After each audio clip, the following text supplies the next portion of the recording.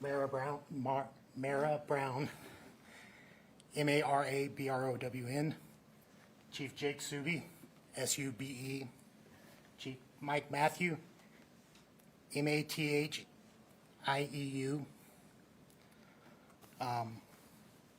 Deputy Chief Shelby Willis, Willis, Deputy Chief Mike Slater,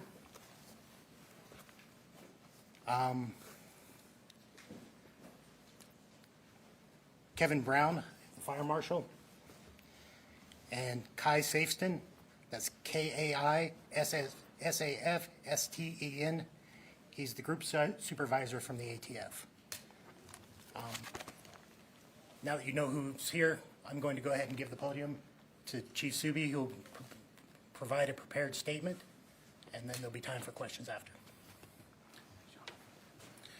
Thanks, everybody. As mentioned, I'm Jake Sube, the Chief of Police for Ogden City Police Department. I've prepared a statement here for all of you today. The purpose of this press release is to provide an update on the fire that occurred on January 25th at approximately 4:30 in the afternoon at a property under construction at 255 22nd Street, which is just directly south of the public safety building here. Initial details regarding that fire response and safety measures taken during the firefighting efforts were shared during a press conference held by the Ogden City Fire Department on Sunday, January 26th. At the time of that briefing, the cause of the fire was unknown. Our investigation team has since determined that the fire was intentionally set, a fact which renders the act a crime of arson. Once that determination was made, the investigations team set out to identify an individual or individuals responsible. The team included representatives from the Ogden City Police Department's Investigations Bureau, our Area Tactical Analysis Center, as well as the Ogden Fire Marshal, the State Fire Marshal, the ATF, the Transit Authority Police Department, Weber County CSI, and the Weber County Attorney's Office. So it was a very large contingency of individuals that began diligently working and investigating this case. Through their meticulous and relentless investigation efforts, a 16-year-old male was identified as the suspect. Earlier today at approximately 12:50 p.m., the suspect was taken into custody without incident. Although not an Ogden resident, we have confirmed that the suspect attends a school here in Ogden.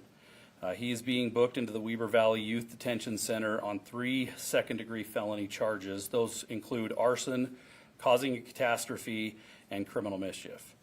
At this time, the suspect's identity will not be released due to his status as a juvenile. While an arrest has been made, the investigation remains active and further details cannot be shared to protect the integrity of the case and the integrity of the future prosecution. Additional details may be released as the investigation progresses. The Ogden Police Department remains committed to transparency and to the safety of our community and its residents. We ask the community's patience and trust as we conduct this investigation, and we do want to make sure that you all are aware that we do not believe there are any other outstanding suspects. We believe the suspect acted alone.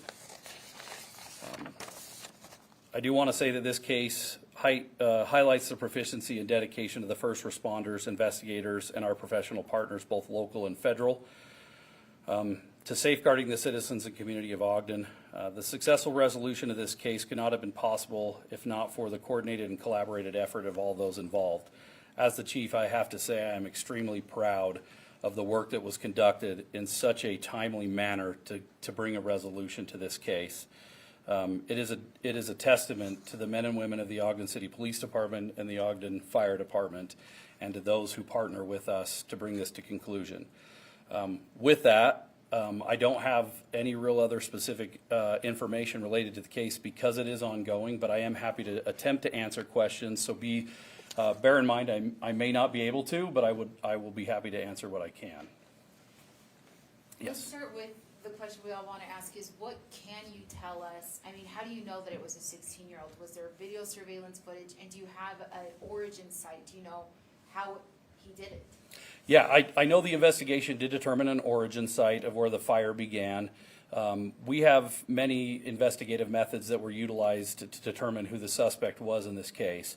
Again, for the integrity of the case, I don't feel confident in providing that out to the public at this time. I think it's important that we maintain the integrity of the investigation.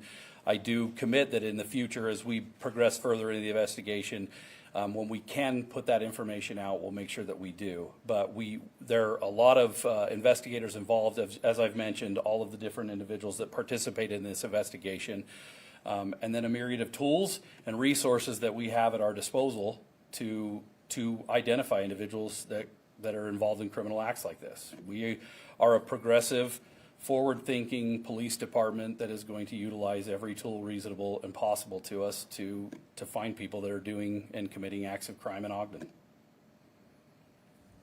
Is this, after a few days finding out or thinking you know who did it, is this pretty quick usually for an arson type of investigation? Where does this kind of usually fall in? Yeah, it's tough to say because every investigation is different, and they bring their own challenges, right? And so it's hard to say. Some cases are going to take a lot more time and be a lot more difficult. But what I will say is our investigative techniques, our methods, our tools have grown and enhanced so much that I believe we're a lot more rapid in being able to identify potential suspects, and then the tools we can use to then help pinpoint who that individual is and take action. So as I mentioned, I couldn't be more proud of the work that was done. I think people and individuals in this department, as well as partnering agencies, work tirelessly, not sleeping, to try to find a resolution to this case.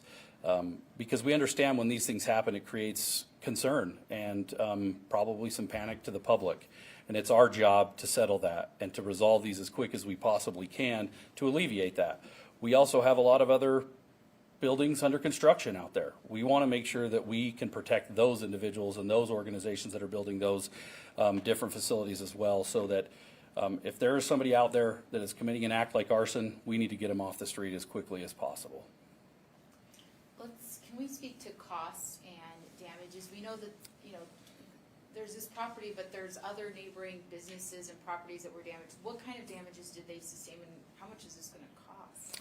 Yeah, right now I couldn't give you a dollar amount on the damage. Obviously, the structure that was set on fire is effectively a complete loss, and there's going to be a substantial dollar amount associated with the loss of that structure. The surrounding buildings, we'll know in the coming days of what the total amount that is. There's still a lot of assessing and assessment that has to be done. I know at the fire department's press release, they spoke to that a little bit on Sunday.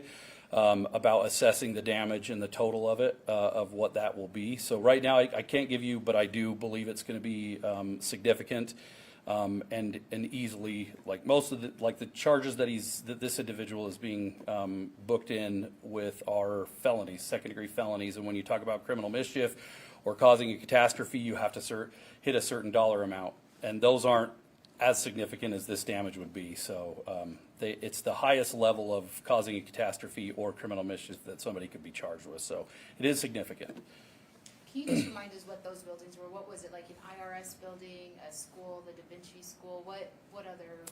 Yeah, we do have the Da Vinci schools that flank both sides of the structure that burned. Across the street to the east is the IRS building that did sustain some damage, and then there's some other properties within that block, some of which have businesses in them, and others are businesses that are being renovated and worked on. So several of those buildings that are in that exact block there in the 2200 block.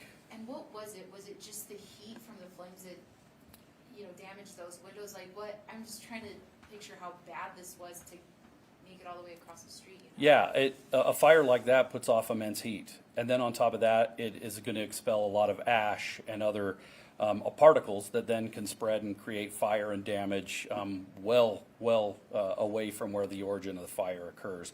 I'm definitely not a fire expert, but I absolutely know that those things are going to happen, especially when you look at the weather that day. It was heavily windy. It's going to carry a lot of that material further down the road, which is still going to be ignitable and cause damage.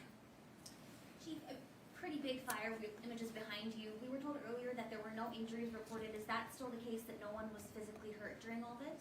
Correct. No, yep, there were crews working on that structure earlier in the morning. They had left the structure. well before this occurred. And then in the neighboring businesses at this point, nobody's come forward, or we've had nobody come forward with injuries, thankfully. How thankful are you that, something like this happened and that everyone's okay physically? Say that, I'm sorry. How thankful are you that, no one was hurt during what could have been a pretty bad situation? Yeah, if there's any silver lining, that's it. And there's not many when you're talking about a situation like this. But when we can walk away from something this significant and have nobody injured, and have a resolution so quickly, it, to me, that's all we can ask for in a very difficult and hard situation, is that exact thing, so. With Ogden, with the way that it's growing, a lot of new construction, new apartment buildings like this, anything in the future that you're planning to do to try to increase security or help make sure this doesn't happen again? Yeah, well, obviously, we're going to be putting out a message to our officers to have heightened security and patrols of those structures that are under construction currently. That's going to be a real point for us moving forward.